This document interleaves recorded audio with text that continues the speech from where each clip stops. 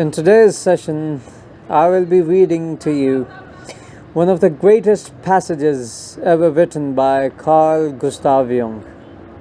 Jung was a psychoanalyst of the religious kind, one who truly understood that there exists life beyond this material, quantitative realm within which we live in. You see, this passage, considered by many to be one of the greatest passages Carl Jung ever wrote, is one which has helped me a great deal in life, in trying to put things into perspective and trying to understand them from a neutral point of view. For the purposes of this sitting, this lovely weather and this beautiful evening timing, what I would like to do is certainly recite to you the passage and then get back to you, possibly मेरी अपनी ज़बान में, कि उससे मतलब क्या निकलता है and what that should mean for any psychologist out there, or for that regard any human being at all. Let's start. I'll try to put a passage here, और अगर नहीं होता तो ये part कट हो जाएगा वीडियो से.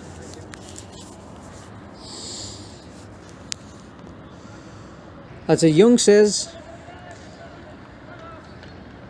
we can get in touch with another person only by an attitude of unprejudiced objectivity. This may sound like a scientific precept and may be confused with a purely intellectual and a detached attitude of mind, but what I, as in Jung here, means to convey is something quite different. It is a human quality, a kind of deep respect for facts and events and for the person who suffers from them, a respect for the secret of such a human life. The truly religious person has this attitude. He knows that God has brought all sorts of strange and unconceivable things to pass, and seeks in them the most curious ways to enter a man's heart. He therefore senses in everything the unseen presence of the divine will. This is what Jung here, means by unprejudiced objectivity.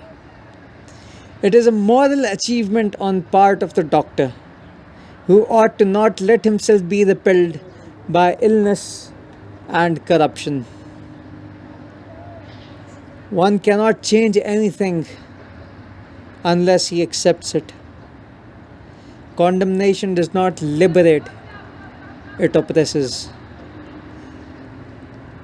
I am the oppressor of the person I condemn, not his friend and fellow sufferer. I do not in the least mean to say that we must never pass judgment in the cases of person whom we desire to help and improve. But if a doctor wishes to help a human being, he must be able to accept him as he is. And he can do this in reality when he has already seen and accepted himself as he is.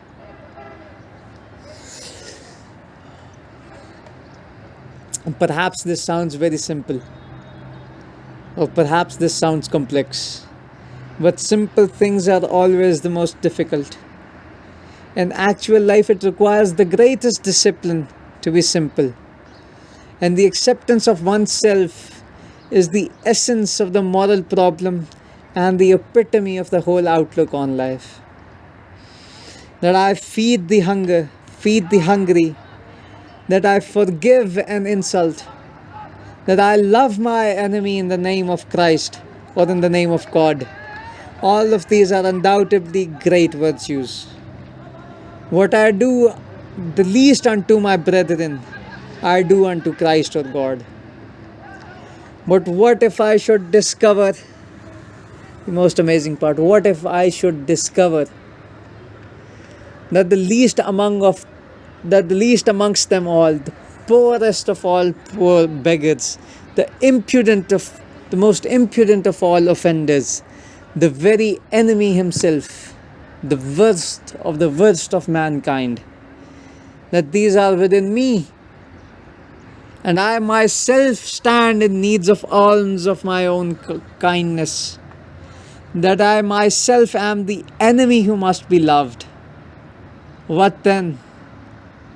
What then? Then, as a rule, the Christian attitude is wholly reversed. There is no longer any question of love or long suffering. We say to the brother within us, Rakha, and condemn and rage against ourselves. We hide it from the world. We refuse to ever admit having met this lowly being amongst ourselves.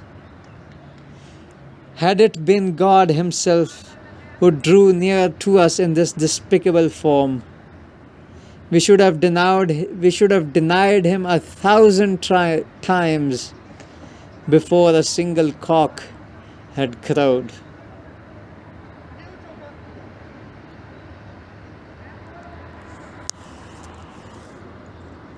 And that is it. That is what Jung was trying to say. In simplest terms, if I were to say it in plain English, I must find and accept myself the worst of the worst if I am to try to help anyone else.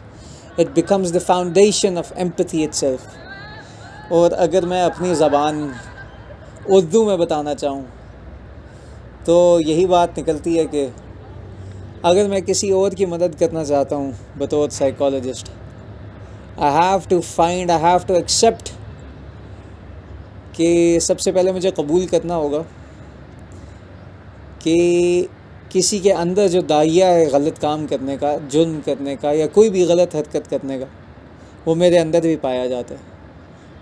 और मैं अगर शायद उसके पाँव में अपने आप को, उसकी लाइफ स्टोरी में अपने आप को प्लेस करूँ तो मैं अपने आप को देख सकता हूँ वही काम किए हुए। इसी से हमारी एम्पैथी शुरू होनी चाहिए बतौर साइकोलॉजिस्ट। और इसी से आगे हम देख सकते हैं कि अगर एक बदतरीन से बदतरीन शख्स की भी अगर हमने हाथ बढ़ाना हो तो उसका तरीका सिवाय इसके और कोई नहीं। अनकंडीशनल पॉजिटिव रिगार्ड अगर कोई शय है तो वो यही है, राका।